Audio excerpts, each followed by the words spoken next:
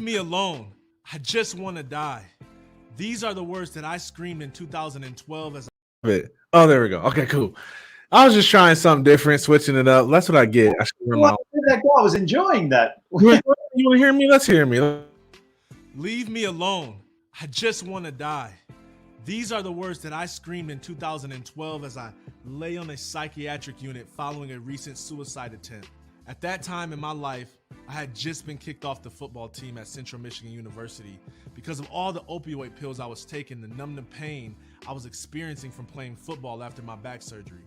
I didn't think my future had anything that would fulfill me like being an athlete once did. I didn't want to work a 9 to 5. I didn't want to get a master's degree. I didn't want to start a business. I just wanted to play sports, and I couldn't. I was tormented by the fact that something I had worked my entire life to achieve was now no longer an option. At that time, I had so many people around me that only liked me because I played sports, and I thought since I was no longer an athlete that no one would really care about me anymore. I figured since sports was over, that meant my life was over. Yet little did I know, my life was just beginning. And welcome to the Second Chance Live show. I am live with my guest, Marc, and I'm so excited to share him with you. He's a former professional rugby player. You can tell he's still got the strong man build, man, making me look skinny out here or fat, one or the other. And man, we connected. Was it Clubhouse? I believe it was. Wow. I mean, a lot of people do Clubhouse. I know, man. And I think we were in the same room and we were talking about life after sports and we were speaking the same language. And I was like, man, I'd love to have you on my show. And he took action. And now here we are. And he has a powerful story that we'll get into today. And he has some great expertise around EQ and leadership that I can't wait to dive into.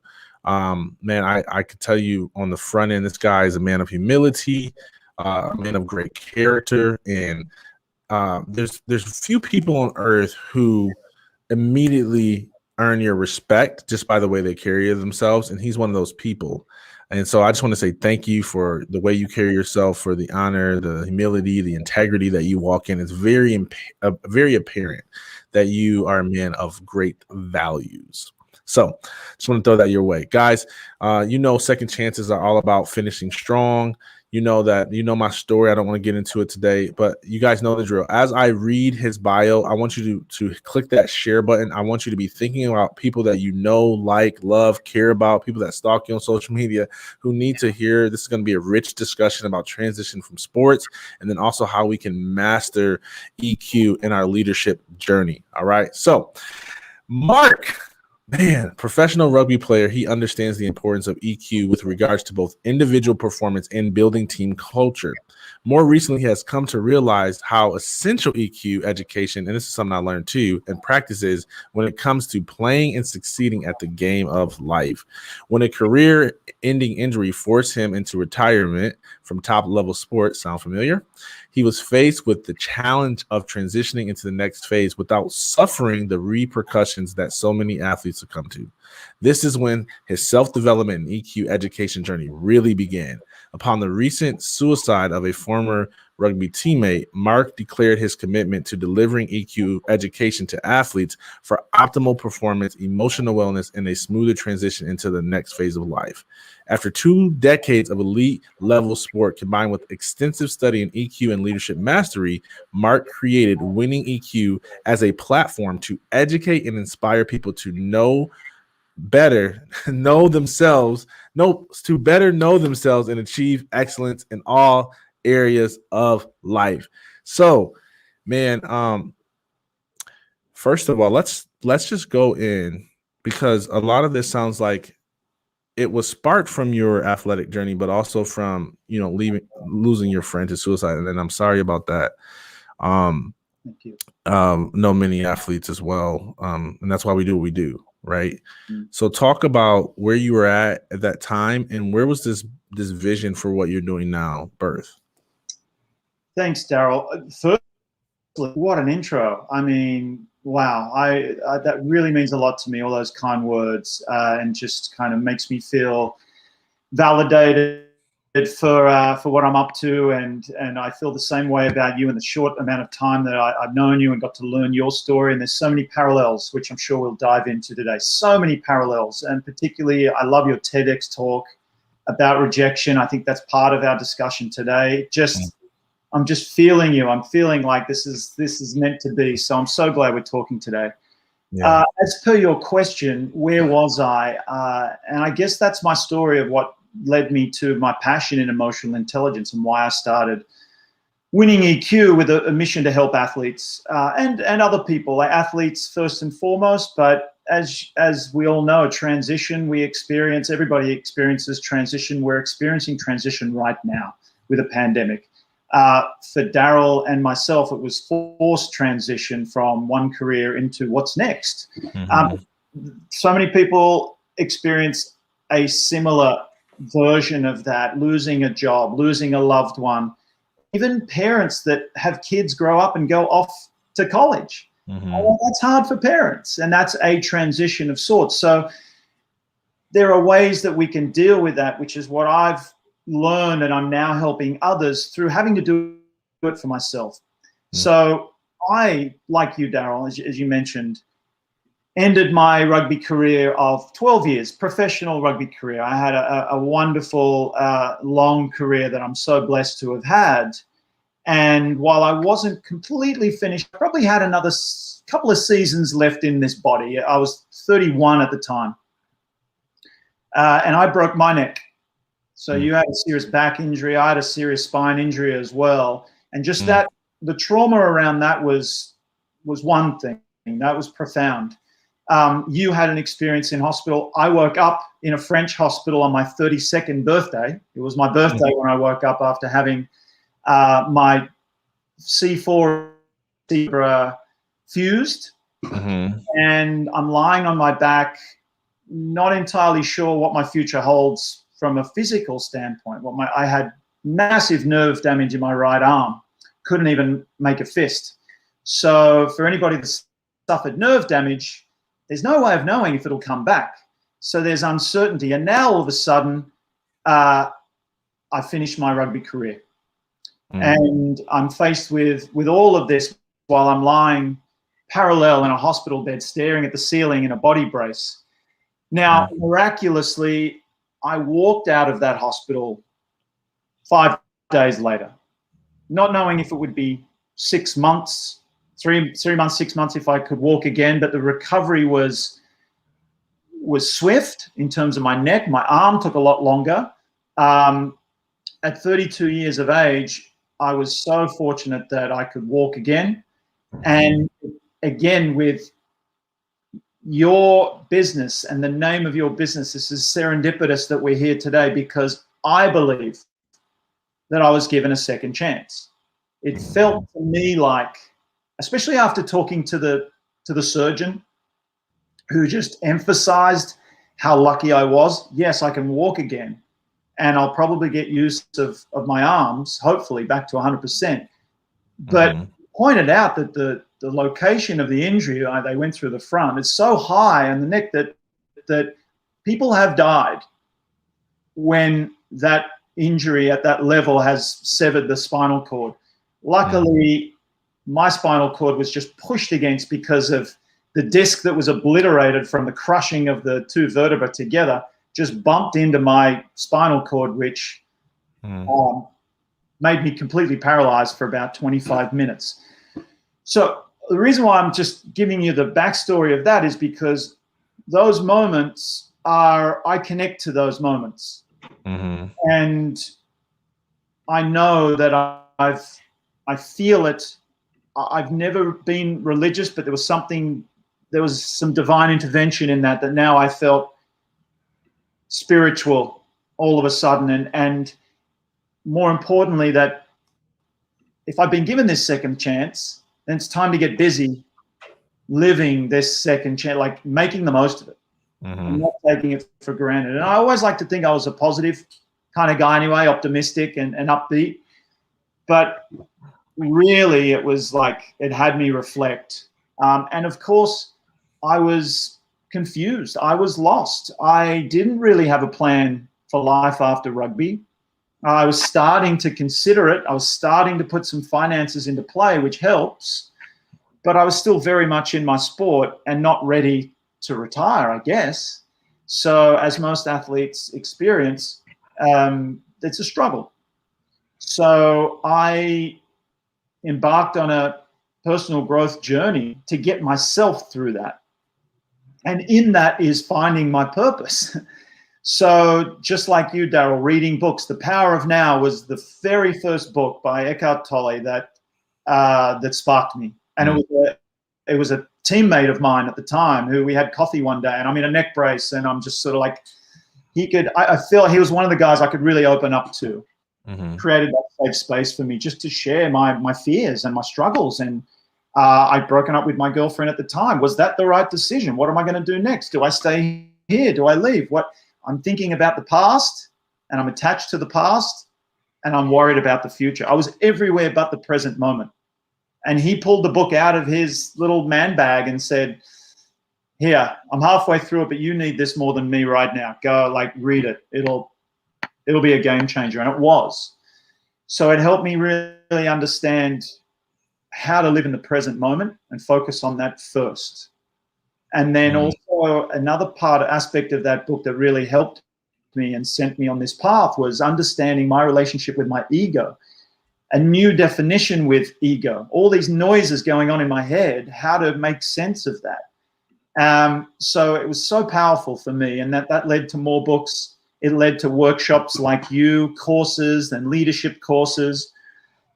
Now, fast forward to, you mentioned my former teammate, who I'd lost contact with. We played together way back in the day in Sydney. He was a very young man. He was 19, 20. I was a few years older. And that's where I started my professional rugby career.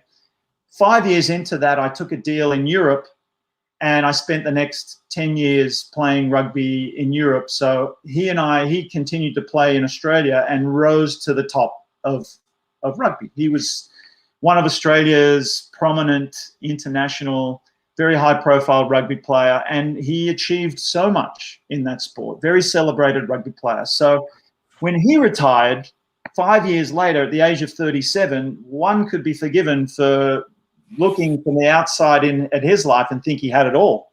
2 kids, beautiful wife. He was in finance and real estate. He studied at Cambridge University, got a degree there. You would think he's got it all together. But he took his own life. So, and only people really close to him, I think, knew what was going on, but not many people, as you can imagine. It was a shock to the rugby world. It was a shock to the sporting world in general.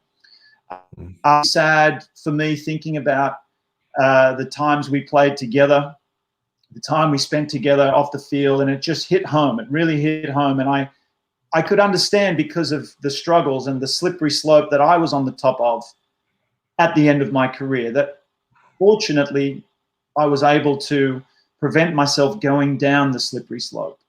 And we'll talk a little bit more about that. But when that happened, Daryl, as you can imagine, a lot of awareness was generated, which is great. A lot of athletes stepping forward, seeing this and relating to it and feeling compelled to share their struggles as well with mental health. And make it known to the public, and not just the public, but to sporting institutions, that we don't have it all together. This isn't the glitzy, glamorous life that it's portrayed to be. We struggle, and it's tough, and the pressure is tough, and especially when it's no longer there. And I've also struggled. And then more athletes stepped forward, which was great. What I felt compelled to do is look at the awareness and say, I'm loving that there's awareness, but what normally happens after awareness reaches its peak, it dies down, it dies off, and not much has changed. So how do we use this awareness and create a change?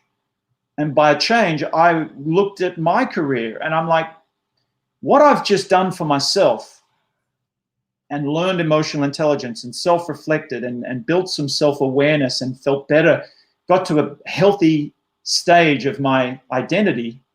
What if that was delivered to me while I was playing? Because it wasn't. Nothing really of the sort. There's sports psychologists. They help you perform. They get you in the right mindset to perform. But what's there to help with our mindset in general in life? To understand who we are as a human, to understand and even provide permission for us to share our struggles with each other. Wouldn't that make you a stronger bond with your team? I'm thinking all these things, Daryl. Mm-hmm. So I wrote an article about maybe we need to dive a little deeper into athlete depression and not just have awareness, but actually put some programs into play. Mm-hmm.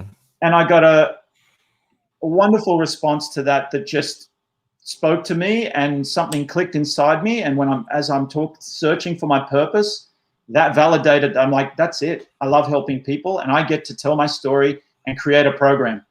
So long-winded way of saying or answering your question, but I hope that kind of painted the picture. Yeah, no, I get it. And, you know, I know for me, the concept of EQ, emotional intelligence was new. It wasn't something that I knew until my career, to my life after sports. And in fact, I just went through a small group where we went through the EQ Edge. Have you read that one? The orange. Actually, is it? It's right here. This one right here. That one. Yeah, we just went through this, and this thing is phenomenal. So like, I want to dive in and talk about this because, you know, it's something that I'm recently. I mean, we went through this probably a couple of months ago, and I was like, I think I'm naturally emotionally intelligent, but this was like a whole nother level to how this can help me in my relationships, in my maturity level as a leader. So I'm curious, like, I don't know, man, what's your process? And like, you know, I don't know, there's so many things I can hop on here. Like, let's talk about, like, how have you seen emotional intelligence change someone's life? So as you know, there's a number of elements that you can put under the umbrella of emotional intelligence. There's self-awareness, there's self-regulation, right? Regulating your own emotions, understanding them first and foremost. There's empathy, which is huge as well. And I teach business. I teach businesses and organizations about the power of empathy. But the self-awareness piece, I think, is first and foremost. If that's what I have, that's what I dived into, with understanding I'm having all these feelings. I'm having anxiety, which, quite frankly, I've never had before, and not to this level. So what does that mean? And that is, I need to develop my emotional intelligence. I need to identify what I'm feeling, right? So what is this? And then the mindfulness piece of like what I'm creating myself, being able to separate myself and observe the thoughts instead of identifying with the thoughts. Right. Because that just more anxious. So learning about how to do that, that's a process. Meditation comes, you're a meditator, right? So yeah. The very first time I learned about mindfulness was just that one aspect. I didn't know what meditation was, but what I learned was how to observe the thoughts that come in and out and separate myself from that to be the observer. Was a game changer, massive, because if I can do that, then I can shift through those emotions and not get bogged down in them and have them get worse. So self-awareness, and then we think about it a lot, strengths, weaknesses, but another element that was really powerful for me was in the self-awareness piece is my conditioning. So my personality, we all have a personality. We've developed a style, a behavioral style.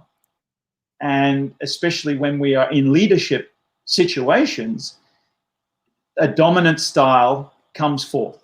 And that is due to our environment from a very young age.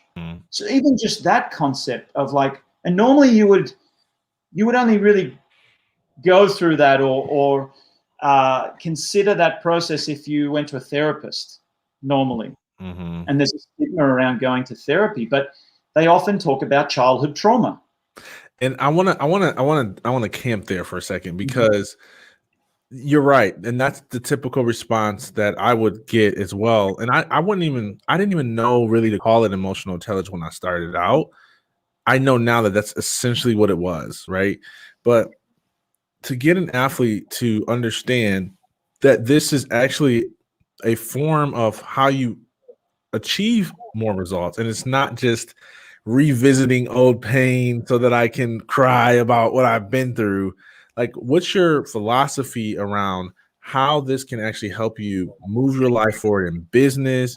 And then like how do you convince an athlete to buy in to letting you walk them through this process? Oh, this is good.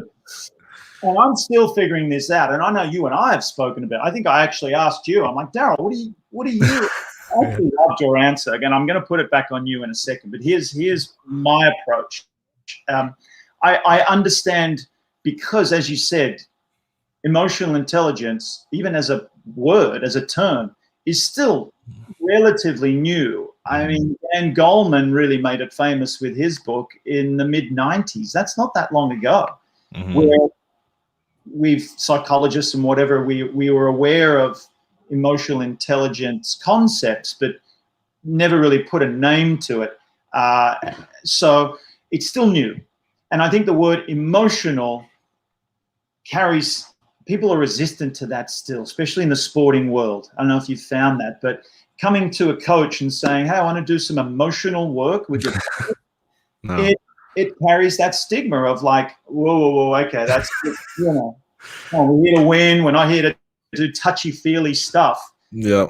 Blow the whistle, run them to the ground. Like, and it was so much easier for me to get like the motivational. I think I forget what I used to call that keynote I did. It was like something around championship culture or something, and I would contrast the difference in leadership style that when we won the MAC championship, and then the following season went 3-9, when we still had a #1 draft pick on our team, we still had several NFL athletes and some CFL athletes and some arena league athletes. So it was like we should have probably won the MAC again, but because of the culture change. So I used to do that like motivational thing, and like, here's how you create a championship culture based upon what I learned from the two differences of the cultures, and like blah blah blah. I mean, that thing sold like hotcakes. When I was like, I want to come in and talk about mental health for athletes and life after sports and like this emotional stuff, it was like, this isn't going to help us win games, right? And so like, I'm with you in that, but how do you see emotional intelligence relating to like tangible results? Yeah. So yeah, I realize I didn't really directly answer the question. The key is I led with that. I led with, this is what I care about. I struggled with my transition and I pulled myself through. I'm here to help you do the same. And naturally, yes, there are athletes that are retired that need help. That was my first sort of port of call, if you will. Mm-hmm. But again, I'm like, this needs to really happen while the athlete is competing still for prevention. So it's a smooth transition. Now, here's to your question. It's like, how do you get buy-in? How do you convince an athlete that this stuff's important now to help you when you retire, when all they want to do is just be the best they can be right now and win trophies and contracts? And I get it. And so I need to be strategic in that rather than leading. This is what I'm working on now. It's not so much, hey, this stuff's going to be important when you retire. It's making them realize that this stuff is going to help you be a better athlete now. And it's not just about, it starts with the coaches. Hey, coach, do you want your team to be, and sometimes you gotta give them statistics. Right. You know, I'm still pouring through the research to find some tangible evidence and results that suggest that emotional intelligence implemented in a team environment brings about X% increase in team performance. Yes. So, and I know a buddy of mine, another former rugby player, Ben Darwin's doing some great things with his company where he's going into companies and he's actually got data suggesting that people, work colleagues and teams and teammates that play together for longer results in better performance and more victories down the road. So basically it's in the organization's best interest to not have turnover, but keep combinations together for as long as possible and have them form those bonds that will lead to a higher percentage of championships won, for example. And that's what coaches want to hear. So I'm on a mission to introduce emotional intelligence with the individual and how it makes them a better human, which also makes them a better athlete. That is my belief, that better humans make better athletes. Yep. And let me jump in here real quick, because I had this thought when you said it, and I'm going to start using this more. So you just gave me a really good idea, because I was thinking about like an example, and the best example I can come up with is the Matrix. Like, everything slows down when you learn emotional intelligence. So let's take during sport, right? So during sport, the more emotionally intelligent and aware you are, the less like disciplinary issues you'll have, the less penalties you'll have. They will be able to remain poised in high pressure situations, because it will be a slower game. There's an emotional aspect that happens that they're often not aware of. And so when they bring someone like you in and you train on emotional intelligence, EQ, like now it slows the game down for them to be able to better exert the physical skill that they have. So it's like the wonder combo. So that was my example, the Matrix example. Can I just say though, still, Carol, to me that still sounds like performance-based, that sports psychologists they talk about flow, right? And they come in and they use psychology or sports psychology for that performance piece. I feel like we've added, and you've said it before, but I feel like, what about just off the field as well in terms of the culture? Because yes. I think that's being overlooked. I agree. Businesses are adopting more and more emotional intelligence because they want their team's culture to improve, which will result in the bottom line increasing, and it's relative to performance.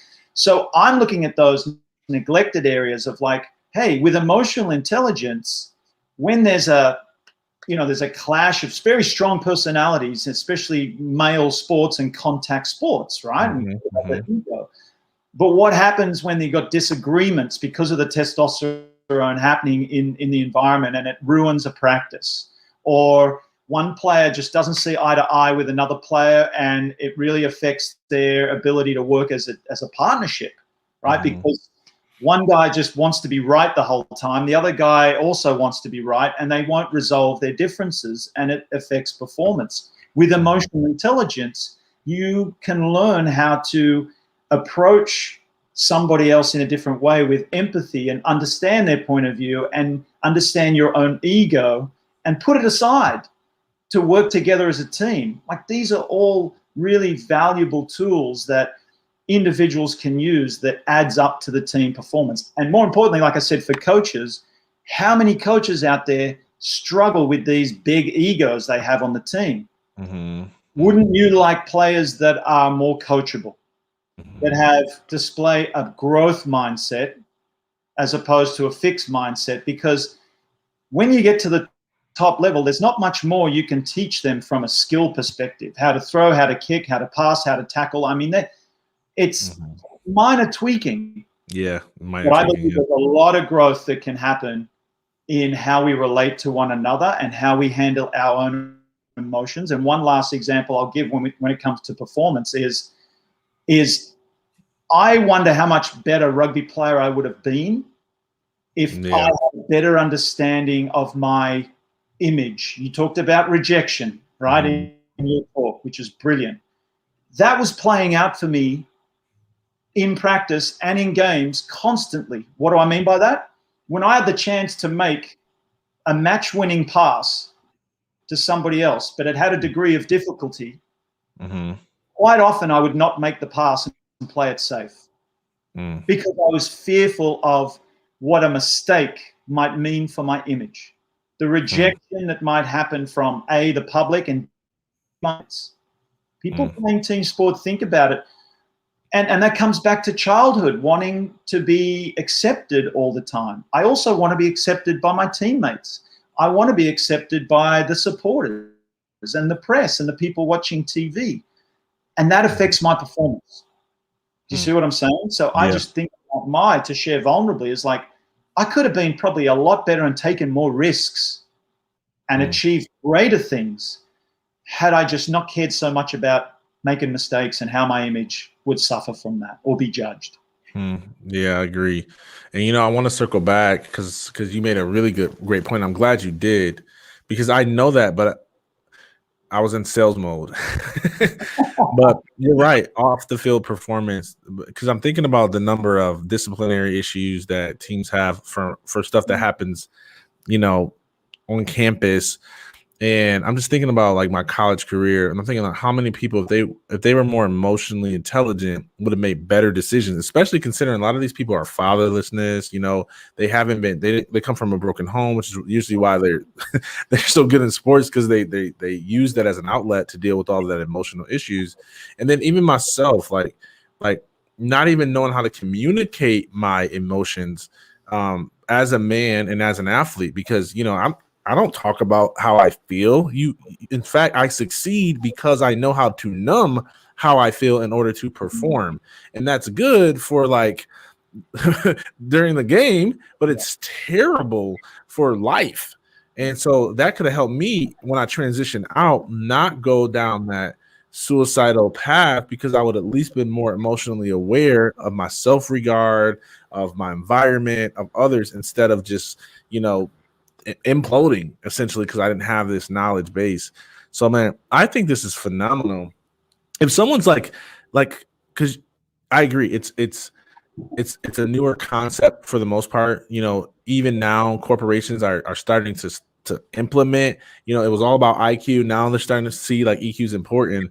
If someone's like, hey, I want to learn more, what resources would you suggest that they start reading or watching, listening to, in order to grow in this aspect? I'll answer that. I love what you were saying before. I just want to build on that real quick, is because things are coming to my mind of like why emotional intelligence is so important and you were mentioning when you were suicidal and you went down that track,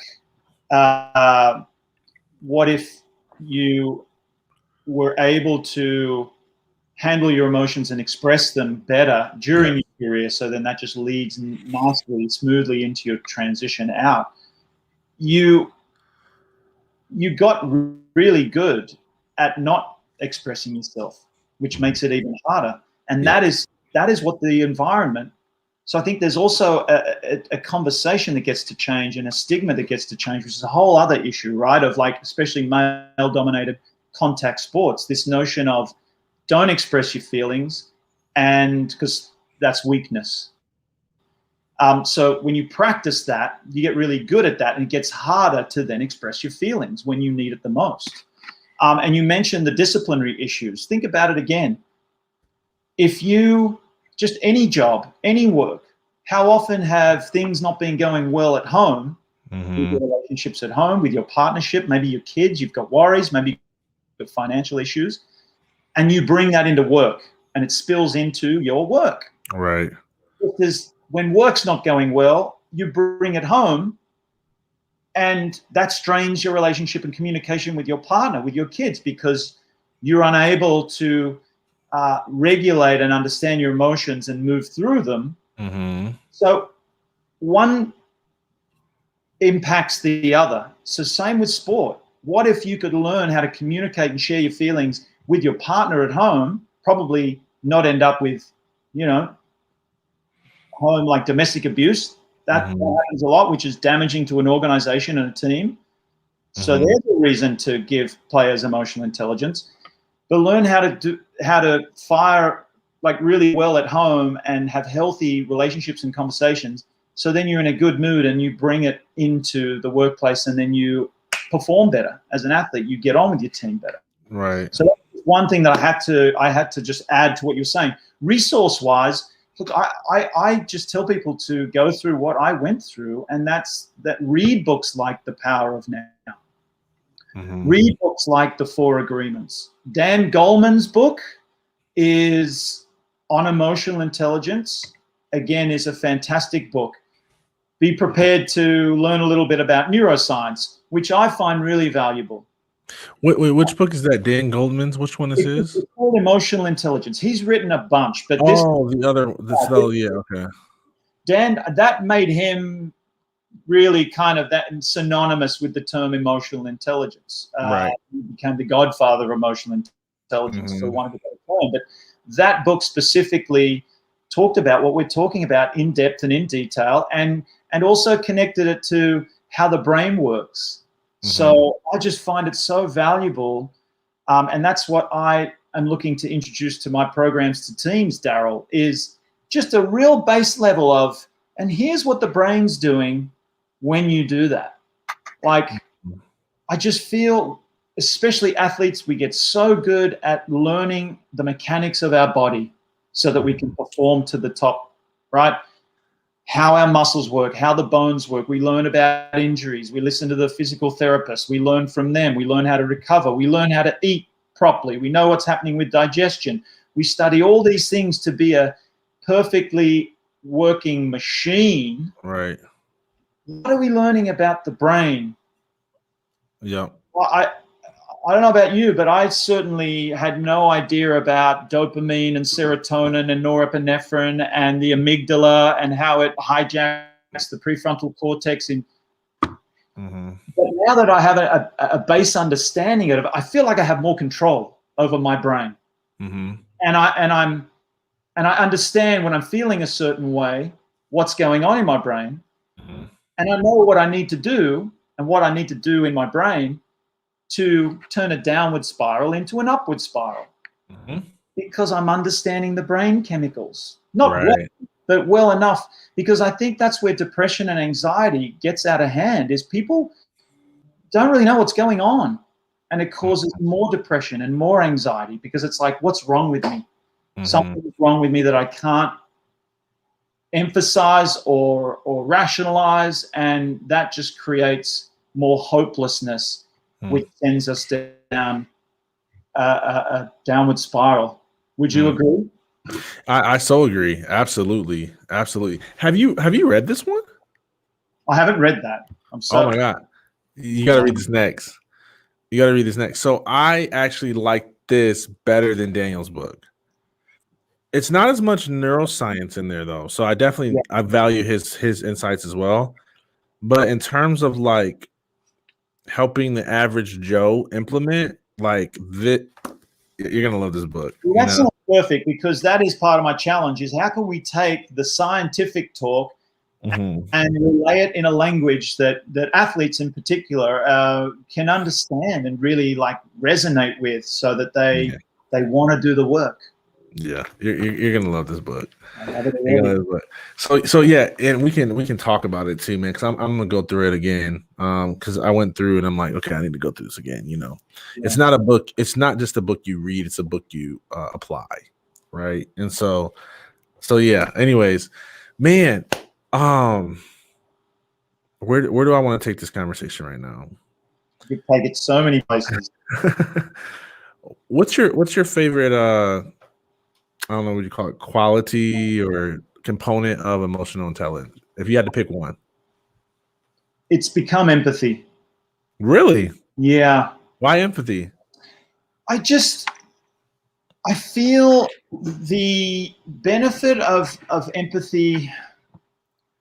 Here's the thing. I think it helps us probably indirectly not take things personally, not judge ourselves, and not judge other people.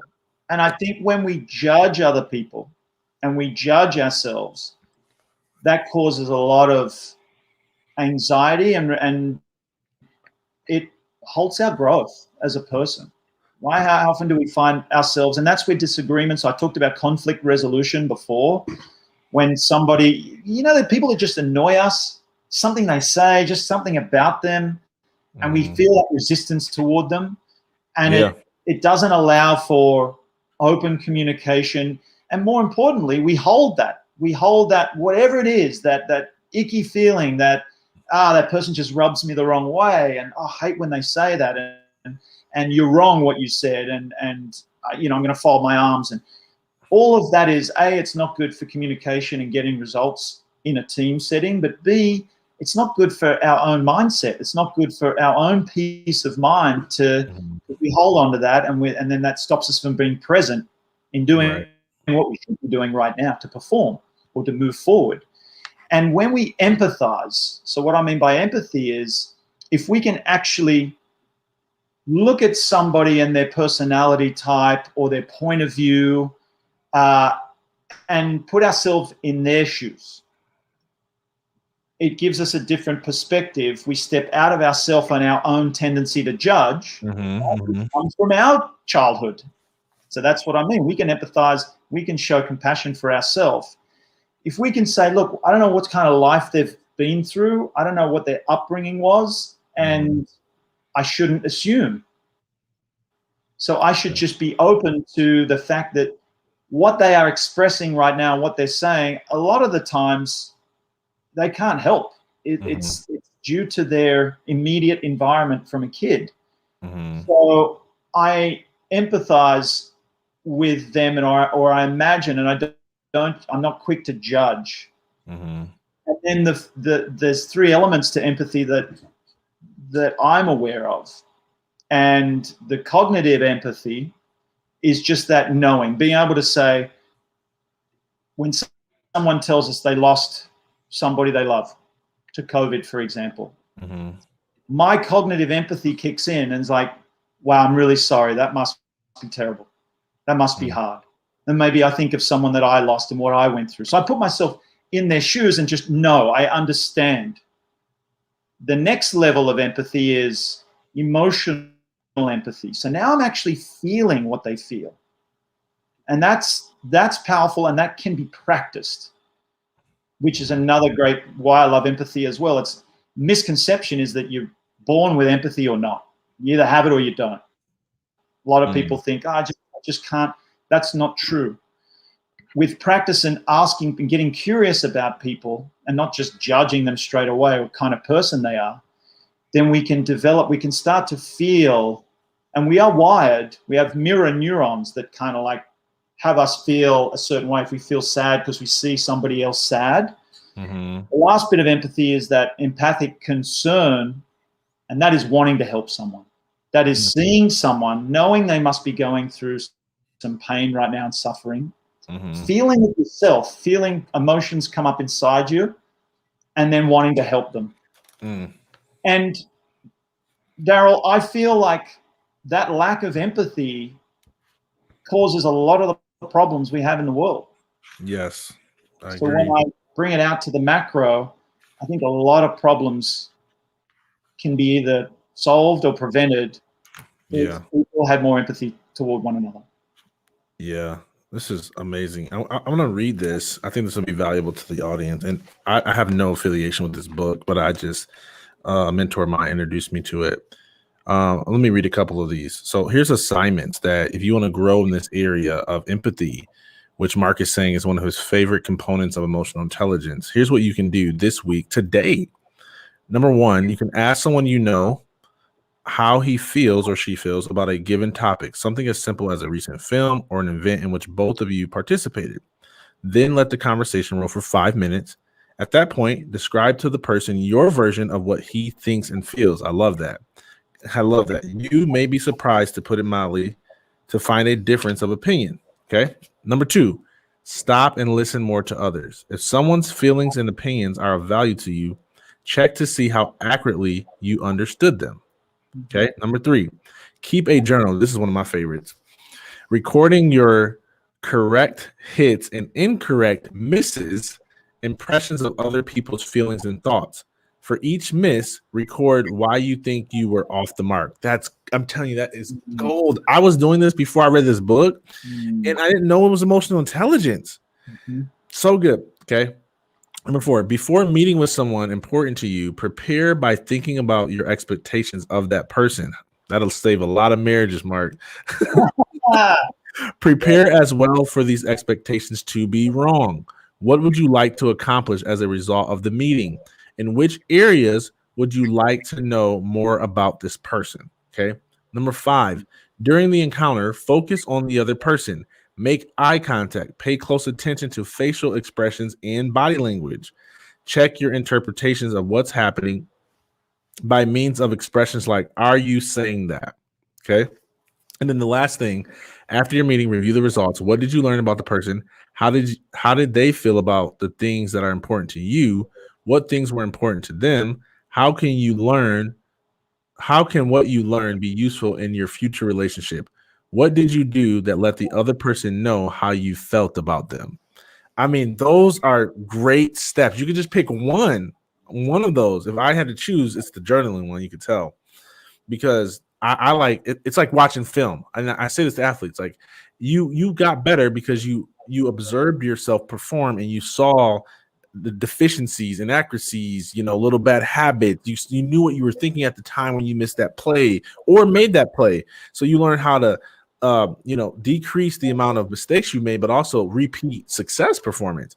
Same is true with EQ. When you step back and you look at your day and go, man, and people say, where do I start? I say, start with the tension. Like, start with the disagreement, start with the frustrations. Like, that's a great place to start because there's so much emotion attached to it. You'll remember it at the end of your day when you journal. And so that's good. So anyways. Well, is that from The Edge? Yes. Oh, man. It's phenomenal, ain't it? I know. That's great. Did you notice like a lot of, even just the word feel, how you felt, how they felt, how I felt? Yeah. That's practice because to our point, what we're saying, especially in the sporting environment, in the locker room, wherever, there's not a lot of how you're feeling. It's a lot of like, okay, what do you think you did wrong there? What do you think you did? What do you think of what he said? What do you think of this? We're a lot of in our heads. And I want to get your perspective on that. Okay. A lot of the times I feel like teams, there's a brotherhood in football, in rugby, very similar sports, right? Yep. Which is again what a lot of athletes miss when they no longer are and the same for the military. It's the same kind of thing, that brotherhood, but I feel like they're at another level because of what they go through together. In sports, the bond that you build with your brothers on the team, I'm exploring this idea of it's strong, but it could be stronger. It's strong, but it's based on superficial things. It's based on running out, feeling the exhilaration together, knowing that not many people on the planet can do what we do, and that feels good. Putting ourselves through challenges together, that feels good when we come out the other side. Covering someone, having someone's back, that feels good, that builds trust. Yeah. What I mean by the superficial, like, can it go deeper? Just what you were saying there, by asking someone that next level of the question, and how do you feel about that? How do you feel? So in other words, I'm imagining a scenario where outside of speed work, tackling, tactics, video, you're having a session where you get together and you express what's going on in the week, in the lead up. How do we feel about that? How do we feel about the team? How do we feel about our preparations? Right. In my opinion, when we get vulnerable, it takes that bond and that trust in each other to a deeper level. Yes. I agree. It's hard for me to we didn't teach emotional intelligence, but I had the benefit of one of the things that our coach did to where I can authentically say what you're saying is correct, is we had not just position groups, but we also would pair the upperclassmen with the lowerclassmen. And we created relational environments for the team to bond. Like it was a requirement that I forget how often that we had to have just like hangout time. And that was the time where we developed that type of bond that you're describing. That's probably what made us a championship team as well.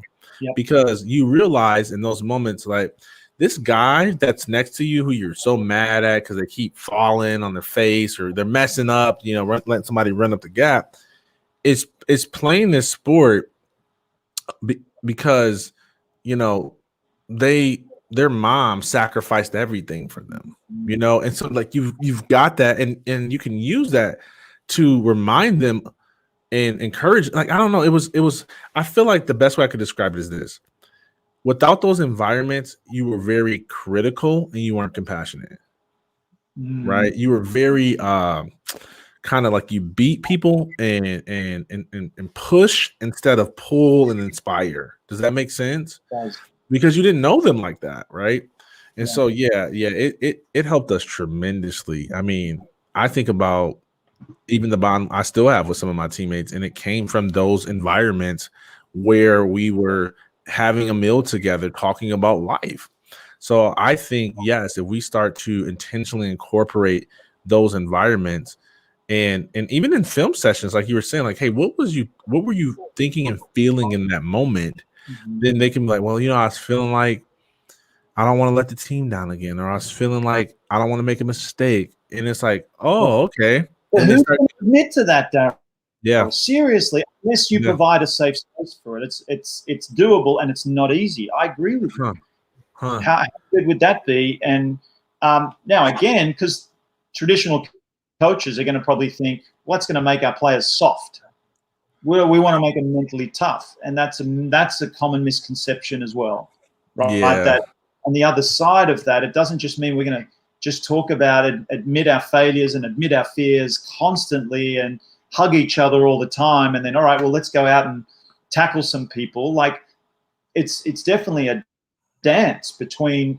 It's less about expressing feelings and more about building trust with one another. It's more about the bond with one another. It's more about understanding, as you said, who this teammate is next to me as a person, not just a number with statistics that I can rely on. But it's like getting to know him and his character and how much he loves this sport, for example, how much he loves his kids and his mum and what he went through as a child. You can only find out those things with proper bonding situations. Yeah. Then I trust this guy and I want to play for him even more now. Yeah. Yeah, I agree. I think, and I think we need to take this conversation offline because I'm one of the things I said, I've been saying this for 3 years now. Mental health examinations should be mandatory, just like physical examinations are. And so in that vein of like, make this a part of the program that's mandatory. Now that we're saying this, I'm like, man, this does need to be built into the culture of sports, right? Like we need to build time in film sessions and practice sessions and team environment times where we're talking about how we feel, we're practicing presence. And yeah, so I'm like, my mind is turning right now. I'm thinking of some strategic partnerships. I'm getting into business. I'm so sorry.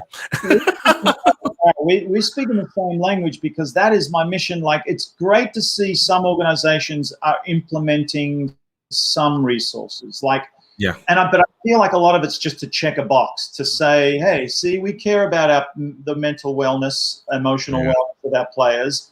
We've employed a player wellness officer, and he's got his little office down the hall. And if ever a player is struggling, they've got that resource. Yeah. And honestly, I'm gonna be honest, like it's hard. It's a hard sell. Like you mentioned the data earlier about your friend has some research behind it.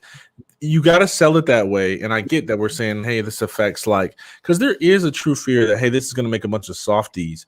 And honestly, if I'm like being real transparent with you, like, here's what I and this might be healthy, but there's people on the team who would probably leave the team if they were more emotionally intelligent. Like that's a real thing. I've often And said, and like I don't know, man. I would want to see. I personally, the dog. I don't have a better word than dog, but the dog in me came from like that pressure growing up. It came from a lack of emotional awareness, I guess, because I didn't know what else to do but get angry and attack, you know. And so I'm wondering, like, would I have been softer, you know, or you know, that's a real issue. it is an issue. And I've often wondered that. I've often wondered, like, let's say that this happened, what would the sport change in that way if it was like, okay, now we're at a point where a bunch of people hugging. And people because let's face it, like you said, a lot of, especially the sports that we played, is built around aggression. Yeah. And physically dominating your opponent. Yeah. So I think the question you're asking is that still possible if somebody's worked on their self-awareness, they've been able to iron out their anger issues, self-awareness, and now they have compassion and empathy for people all around them. They're all about humanity and making an impact. Here's the other thing is, if we turned people onto thinking more about, is their sport making an impact in the world, would sports people still play their sport? I'm just saying it's a question because I've thought of that as well, and I've created my program around not discouraging athletes from going for it. That's not my intention, is to be like, because I want them to think of their why. I want them to think about their values. Why do you get up, and especially in a contact sport, do you bash your body day after day after day? Why? What are you getting out of it? What is your purpose in this? And you'll probably start to see that if they're honest with themselves, it's the recognition that drives them. It's the trophies. It's the feeling of accomplishment. There's a lot of things that might be external validation. If you get them to think about, okay, so I know I struggled with playing rugby in like, what difference am I making in the world? I started thinking that in my career. I don't think it made me a worse player, but certainly it had me contemplate toward the end of my career, like, why am I bashing myself? And what difference is it making? And I felt almost like this, I won't call it imposter syndrome in the way that we know it, but I felt undeserving of my salary when I really got philosophical with it, Daryl, in my older age, because I was like, there are surgeons saving lives, earning less salary than me. There are scientists that have devoted their life to cures, and some of them find them for certain diseases. Yeah. That are scraping together funding and money, and I'm getting paid all this money. It was just my take on it. It's not a judgment of the sport. I thought about that too, but that's one of those things where, you know, it was kind of for me an exercise in vanity because you really don't know the impact it's really hard to measure impact, right? So one of the things, like I remember, and it's in my book. Have you read my book? I'm halfway through. Okay. So I don't know. I think it's in here, but I was I don't know. I had so many blinders on as an athlete. Like it was all about just. I thought everyone there was there for me to watch me. I didn't recognize until I got hurt and I was working in the press box and I was, you know, doing a play-by-play as a third backup for ESPN. That I had to look and pay attention to the world that goes around. And I'm thinking like, oh my gosh, I don't know how much they were there for me or I was there for them as they were there for me. And I started to look and I saw some beautiful moments I never experienced before. I would see a father playing catch with his son over in this patchy grass. I would see a whole family sitting together with matching outfits, you know, and their gear on and like taking photos. And that was something that they were making memories that they're going to remember for a lifetime. And I was like, that is impact. It is. Think about how many, entertainment is a hard thing to measure, but I think that's why it's so well rewarded and compensated. Not just athletes, but musicians, any type of performance. I mean, that's what it is. It's a performance, and I think it's because it gives people a break from life, and it brings us together. Like, think about this. Like, in fact, you watch my TEDx talk, right? And I didn't articulate it well then, but I do now on a lot of podcasts that I've been on since then, is that sports was actually the vehicle that enabled me not to have to choose between a white crowd and a black crowd in my hometown, because nobody cared if I was going to the basement party or the bonfire, because all they cared about was me and sports. The same is true when you look at these sports environments. Like, people who argue about politics, argue about race, argue about disagreements in work philosophy, whatever, come together and cheer for the same team. That's powerful. It is. They might fight on social media afterwards. And we can even get into the fact that the role that sports played in shaping and healing some of the racial divide in our culture, like the Jackie Robinson, like that whole thing. And all these athletes who had to endure a lot of inequalities and oppression, but that because they were such a great athlete, it had influence and respect and a true skill that was on display, that they then helped change the industry. So I don't know, man. Well, no. So don't get me wrong. I'm not challenging the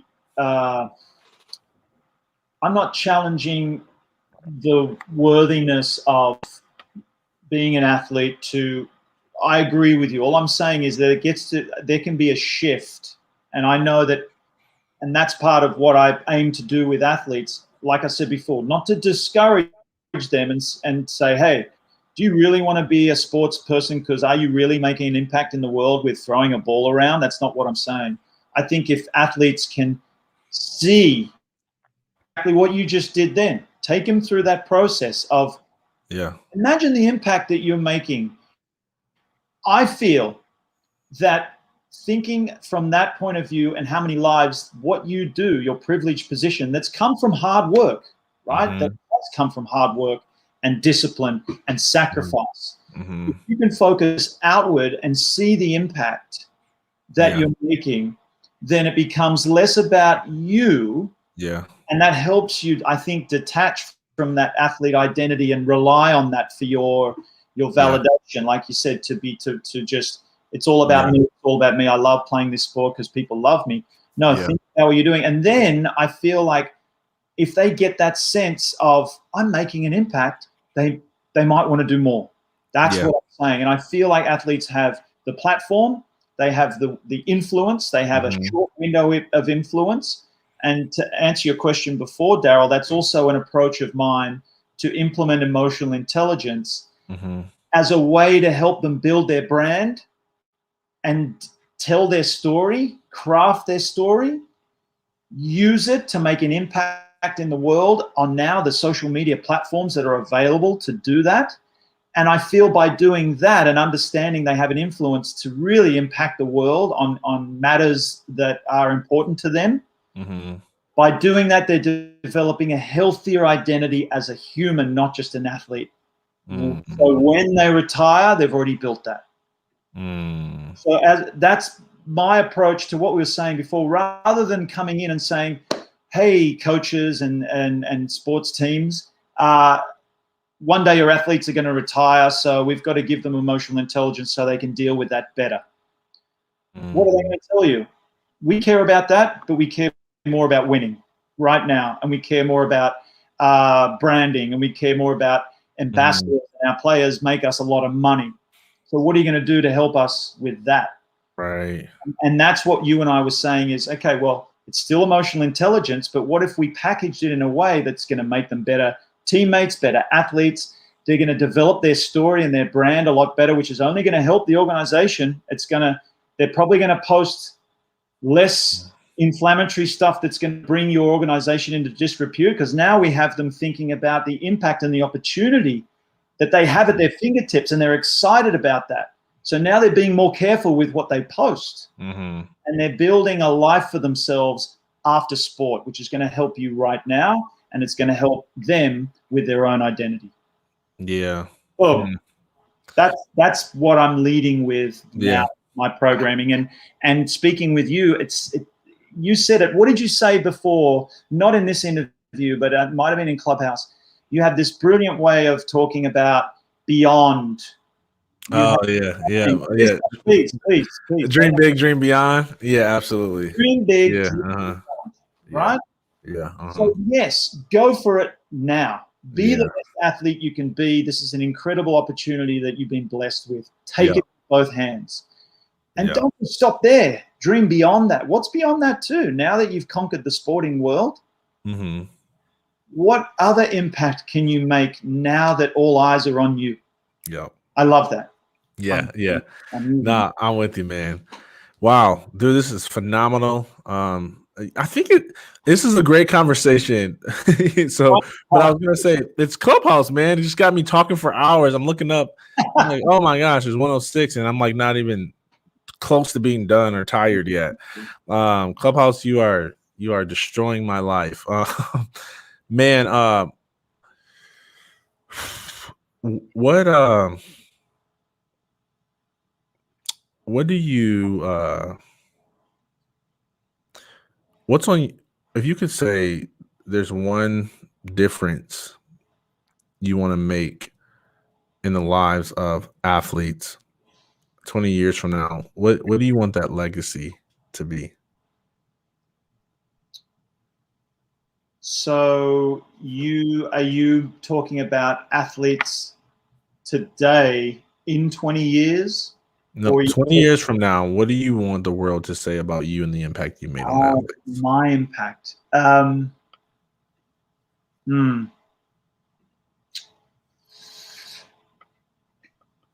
I'd like to leave a legacy where I somehow change the conversation around athletes and their identity and mental health.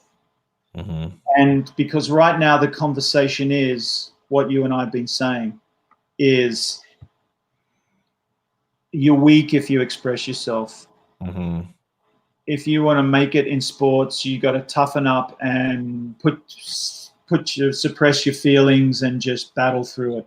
Mm-hmm. And then you're on your own when you finish playing, competing.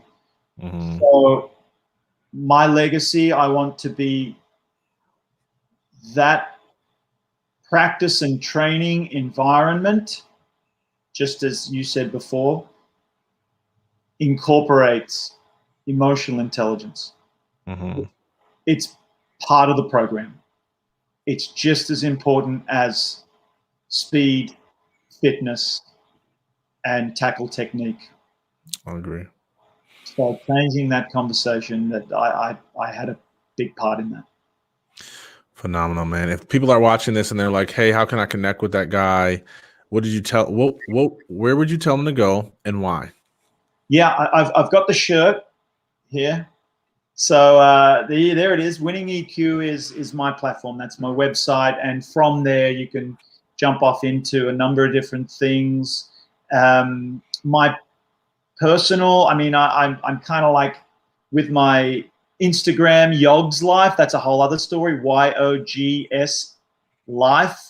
Yog stands for young older guy. It was a side passion project. But again, it was around helping men embrace the aging process. And there's an emotional intelligence piece to that, right? So Yog's Life on Instagram, and just go to Winning EQ and sign up. And I do newsletters, and I always share my thoughts, and there's new videos coming out. And you can also, if you have a business or you work for a company that would like some emotional intelligence training, some organizational culture training, then hit me up as well. I'm always happy to support. Love it. Guys, make sure you go over to winningeq.com, check him out, connect with him. And Man, phenomenal discussion. If you guys are watching this replay, like, this is rich. Thank you. Don't forget to share. I want you to pick something, because information, the Bible says knowledge alone puffs up, right? Information without application just leads to stagnation. And so we want you to pick something that you're going to implement, because we want your life to move forward. We want you to live a more emotionally intelligent life, because we've seen the benefits, and we're still learning and we're still growing. We exchange resources on the talk. And I haven't read The Power of Now, and I'm going to read it now. Oh, yeah. So find something you're going to implement.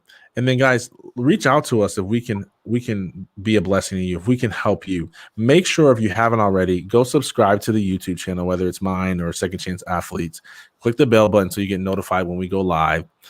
Sign up for the newsletter if you want to get some additional information and resources. But connect with us, because we grow together. All right. So you know how I end this episode.